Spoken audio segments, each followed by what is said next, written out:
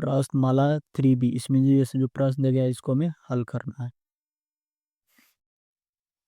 प्रश्न एक में है, प्रत्येक संख्या के बाद एक संख्या छोड़कर एक से गिनती लिखिए। लिखिए आपको किस प्रकार की संख्या प्राप्त होती है। तो कह रहा है प्रत्येक संख्या के बाद एक संख्या छोड़कर छोड़कर लिखना है, लेकिन गिनती एक से शुरू करना। तो गिनती एक से शुरू करेंगे, इसके बाद प्रत्येक संख्या को एक लिखेंगे, इसको अगला संख्या को छोड़ देंगे, अगला संख्या दो को छोड़ के लिखेंगे तीन, फिर तीन के बाद होगा चार, चार को छोड़ करके लिखेंगे पाँच, फिर पाँच के बाद होगा छः, छः को छोड़ करके लिखेंगे सात, उसके बाद फिर हो जाएगा आठ, आठ को छोड़ करके हो जाएगा नौ। इसी तरह से हमको लिखना है। तो ये कर रहा है, तो आप ये जो संख्या लिखे हैं, ये संख्या किस प्रकार का है? ये संख्या है विषम संख्या। इसमें हो जाएगा विषम संख्या। अगर ये सब विषम संख्या और सम संख्या के बारे में नहीं जानना है तो इस वीडियो के डिस्क्रिप्शन में लिंक है, सबसे पहले इसको देख करके समझ लीजिए। अब प्रश्न दो में करा है, प्रत्येक संख्या के बाद एक संख्या छोड़कर दो से गिनती लिखिए, आपको किस प्रकार की संख्या प्राप्त होती है। करा प्रत्येक संख्या के बाद एक संख्या को छोड़कर लिखना है, लेकिन गिनती दो से शुरू करना है। गिनती हम दो से शुरू करेंगे।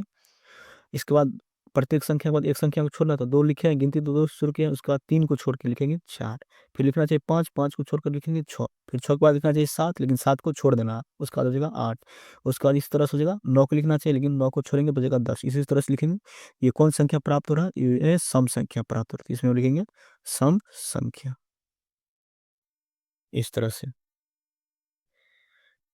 प्रश्न तीन में करा, प्रत्येक संख्या के बाद तीन संख्या छोड़कर शून्य से गिनती प्रारंभ कीजिए, किंतु लिखने में शून्य को छोड़ दीजिए, तो आपको किस प्रकार की संख्या प्राप्त होती है। इसमें करा है प्रत्येक संख्या के बाद तीन को संख्या को छोड़ करके लिखना है, लेकिन गिनती शून्य से गिनती प्रारंभ करना है, किंतु लिखने में शून्य को छोड़ दे। मान के चलिए हम इस तरह से तो शून्य से गिनती प्रारंभ कीजिए, शून्य से गिनती प्रारंभ करेंगे, उसका बाद तीन को संख्या को छोड़ देना, तो एक, एक दो तीन को छोड़ेंगे तो हो जाएगा चार, फिर पाँच छः सात को छोड़ेंगे तो हो जाएगा आठ। इसी तरह से हमको लिखना है। उसके बाद नौ दस ग्यारह को छोड़ेंगे तो हो जाएगा बारह। इस तरह से लिखना है, लेकिन कर रहा है शून्य, शून्य को छोड़कर लिखने में शून्य छोड़ दीजिए, मतलब यहाँ से इस सब को छोड़ दीजिए। यहाँ कहाँ से शुरू हो जाएगा? ये चार से, इस तरह से हो जाएगा।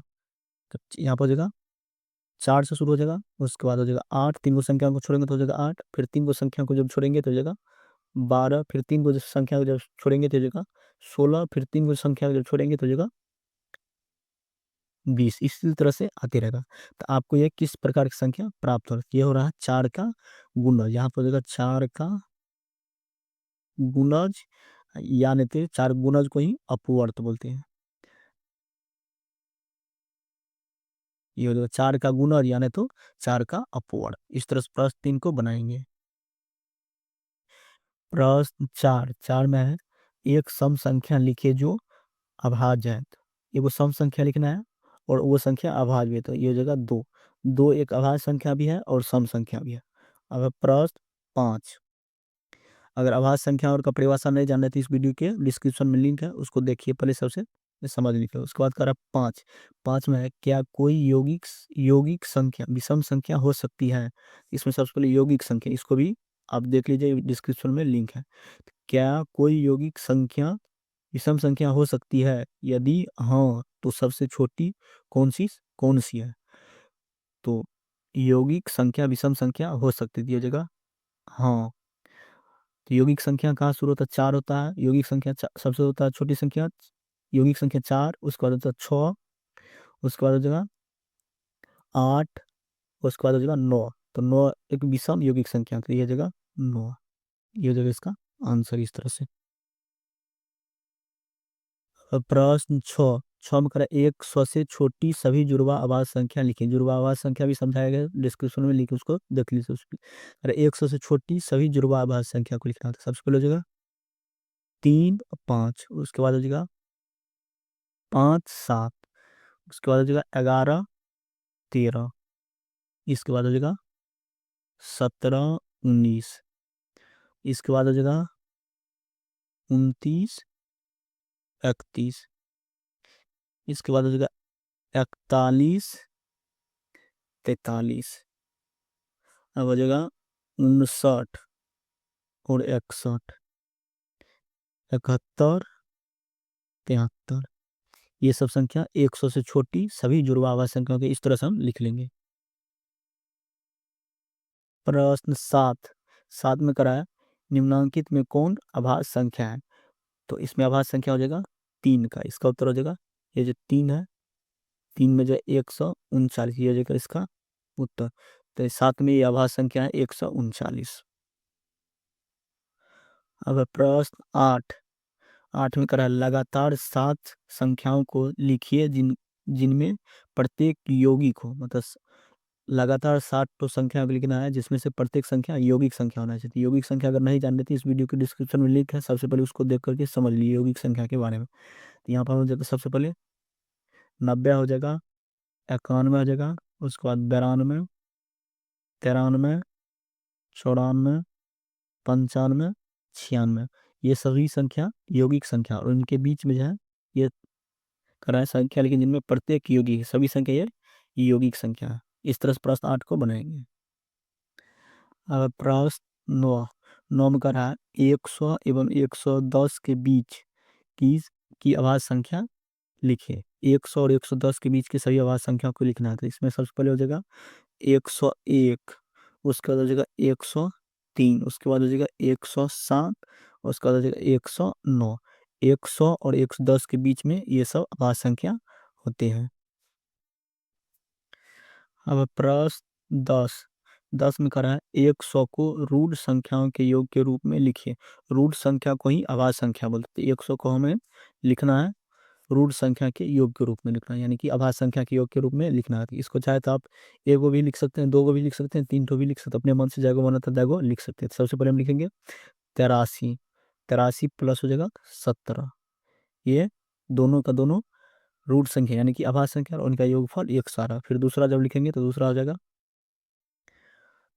11 प्लस 89, ये दोनों रूट संख्या यानी कि अभाज्य संख्या और इनका योगफल 100। और जब अगला लिखेंगे तो अगला हो जाएगा 29 और 71, इनका भी योगफल 100 और दोनों अभाज्य संख्या। इस तरह से प्रश्न 10 को बनाएंगे। प्रश्न 11 का ए नंबर में 11 और 20 के बीच कितनी अभाज्य संख्याएं होगी। सभी को लिखे थे। 11 और 20 के बीच में कितनी अभाज्य संख्या है, तो 3 ठो अभाज्य संख्या था। यहाँ पर लिखेंगे 3 अभाज्य संख्या, 3 ठो अभाज्य संख्या। और कौन कौन है इसके बीच में, कौन कौन अभाज्य संख्या है, 13 है, 17 है, 19 है। इस तरह से इसको बनाएंगे। अब प्रश्न बी में करा है 100 से कम 5 लगातार भाज्य संख्या लिखिए भाज्य संख्या लिखिए जिनके बीच कोई अभाज्य संख्या नहीं है। भाज्य संख्या को ही हम बोलते हैं संयुक्त संख्या और यौगिक संख्या, ये तीनों का मतलब एक है। तो मतलब 100 से कम लिखना, 5 को लगातार भाज्य संख्या लिखना है जिनके बीच कोई अभाज्य संख्या नहीं है। तो ये जगह सब इसमें जगह 24, 25, 26, 27, 28 ये हो जाएगा, ये भी हो जाएगा न। तो ये सब सभी जो है भाज्य संख्या और उनके बीच में कोई अभाज्य संख्या नहीं है। और दूसरा भी हो जाएगा 93, 93, 94 ये। और दूसरा भी यहाँ पर दूसरा भी लिखते हैं यहाँ पे 92, 93, 94, 95, 96, ये सब भी भाज्य संख्या है और इनके बीच में कोई अभाज्य संख्या नहीं है। इस तरह से हम प्रश्न बी को बनाएंगे। अब प्रश्न 12 में कर है 15 में कम से कम कितना जोड़ा जाए कि वह एक अभाज्य संख्या हो जाए, उस अभाज्य संख्या को भी लिखिए।